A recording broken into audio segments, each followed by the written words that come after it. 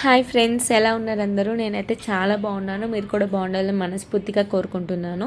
So ఈరోజు మీకు ఈ వీడియోలో వెజ్ మంచూరియా ఎలా చేయాలో చూపిస్తానండి. టేస్ట్ అయితే చాలా బాగుంటుంది.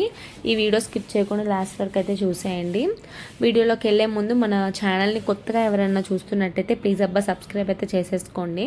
సో ఇప్పుడు మనం వీడియోలోకి అయితే వెళ్ళిపోదాము. ఈ వెజ్ మంచూరియా కోసం మనం 1 కప్ క్యాబేజ్, 1 కప్ క్యారెట్ తురుముకొని తీసుకోవాలండి. దాంట్లో ఉన్న వాటర్ కంటెంట్ మొత్తం తీసేయాలి. ఇలా నేను వీడియోలో చూపిస్తున్న విధంగా చేసుకోండి. ఇలా తీసేసిన తర్వాత మనం ఈ క్యాబేజ్ని, క్యారెట్ని ఒక బౌల్లోకి అయితే తీసుకొని ఆ రెండు బాగా కలిసేలాగా మిక్స్ చేసుకోవాలి.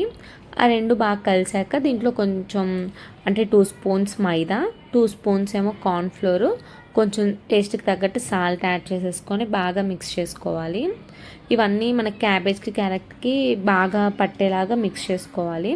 అలా మిక్స్ చేసుకున్న తర్వాత మెయిన్ ఇంపార్టెంట్, మనం ఉడికిచ్చిన బంగాళదుంప అయితే వేసుకోవాలండి. ఒక్కటి చాలు. ఎందుకంటే మనకి మంచూరియా అనేది సాఫ్ట్గా వస్తే చాలా బాగుంటుంది. సో బంగాళదుంపని అయితే అస్సలు మిస్ చేయమాకండి. సో బంగాళదుంపను కూడా వేసేసుకొని కొంచెం వాటర్ వేసుకుంటూ నేను ఇలా వీడియోలో చూపిస్తున్న విధంగా చేసుకోండి. ఇప్పుడు అలా చేసుకున్న తర్వాత మనము మంచూరియా బాల్స్ మనకి ఏ సైజులో ఉంటాయో తెలుసు కాబట్టి ఆ మంచూరియా బాల్స్ అయితే ప్రిపేర్ చేసుకోవాలి. నెక్స్ట్ ఒక బాండీ పెట్టుకొని దాంట్లో ఆయిల్ వేసుకొని ఆయిల్ హీట్ అయ్యాక మనం చేసుకున్న మంచూరియా బాల్స్ ఉన్నాయి కదండి, ఈ మంచూరియా బాల్స్ అన్నిటినీ ఫ్రై చేసుకోవాలి.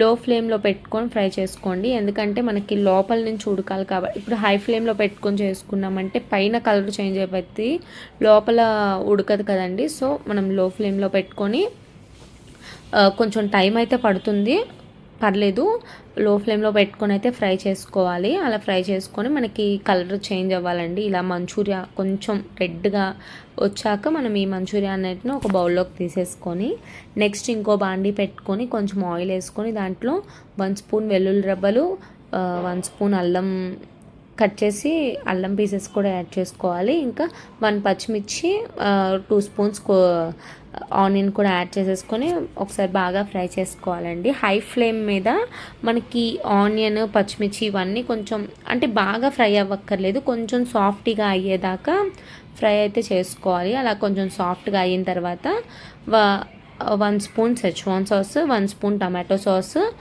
కొంచెం సోయా సాస్, వెనిగర్ యాడ్ చేసేసుకొని బాగా మిక్స్ చేసుకోవాలి.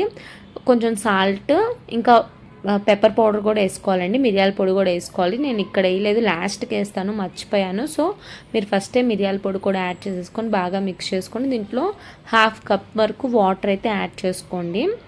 వాటర్ యాడ్ చేసుకొని హై ఫ్లేమ్ మీద బాగా మిక్స్ చేసుకోవాలి. చూసారు కదా, నేను ఇప్పుడు వేసాను మిరియాల పొడి, మీరు ఫస్ట్ అప్పుడే వేసేసుకొని హై ఫ్లేమ్ మీద చేసుకోండి. మనకి ఆయిల్ అనేది పైకి తేలాక ఇప్పుడు మనం ఫస్ట్ చేసి పెట్టుకున్న మంచూరియా బాల్స్ని కూడా యాడ్ చేసేసి మనము మొత్తం బాగా కలిసేలాగా మిక్స్ చేసుకోవాలి. అలా ఈ టాసింగ్ అనేది చాలా ఇంపార్టెంట్.